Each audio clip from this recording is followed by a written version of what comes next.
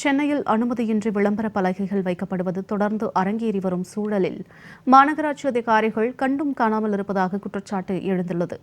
இதுகுறித்து விவரிக்கிறது இந்த செய்தி தொகுப்பு. சென்னை மற்றும் புறநகர் பகுதிகளில் தனியாருக்கு சொந்தமான மற்றும் பொதுமக்கள் நடமாட்டம் மிகுந்த பகுதிகளில் சட்டவிரோதமாகவும் உரிய அனுமதி பெறாமலும் விளம்பர பலகைகள் வைக்கப்படுவது தொடர்கதையாகி வருகிறது. விதிமுறைகளை காற்றில் பறக்கவிட்டபடி இவ்வாறு வைக்கப்படும் விளம்பர பேனர்களால் கனப்பொழுதும் மக்கள் அச்சத்துடனேயே வெளியில் சென்று வரும் சூழல் நிலவுகிறது.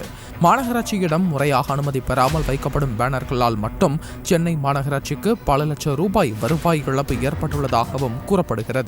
சாலைகளில் செல்லும் மக்கள் சாதாரண விளம்பர பலகைகள் தானே என கடந்து செல்லும் இந்த விளம்பர பலகை தொழிலில் கோடிக்கணக்கான ரூபாய் புரளுவதாகவும் அதனை முறையாக அனுமதி பெறாமல் இஷ்டத்திற்கு விளம்பரம் செய்வதால் மாநகராட்சிக்கு பெரும் வருவாய் இழப்பு ஏற்படுவதாகவும் சமூக ஆர்வலர்கள் அதிருப்தி தெரிவிக்கின்றனர்.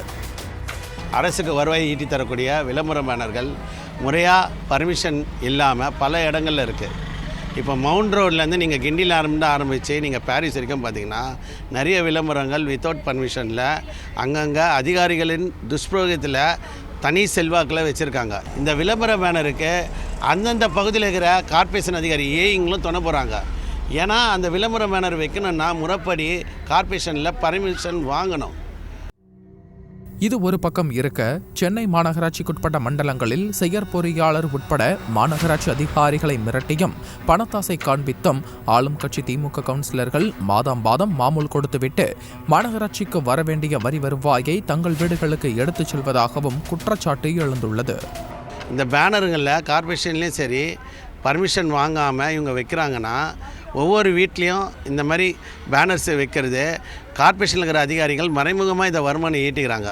இதனால் லட்சக்கணக்கான ரூபாய் கார்ப்பரேஷனுக்கு வர வேண்டிய வருவாய் இருக்குது.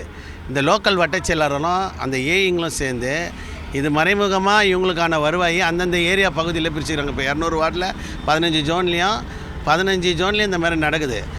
குறிப்பாக சென்னை மாநகராட்சியின் ஹாட் ஸ்பாட்டான அண்ணா சாலை, வள்ளுவர் கோட்டம், தியாகராய நகர், சைதாப்பேட்டை, கிண்டி உள்ளிட்ட பகுதிகளில் நூற்றுக்கணக்கான விளம்பர பலகைகள் வைக்கப்பட்டுள்ளன.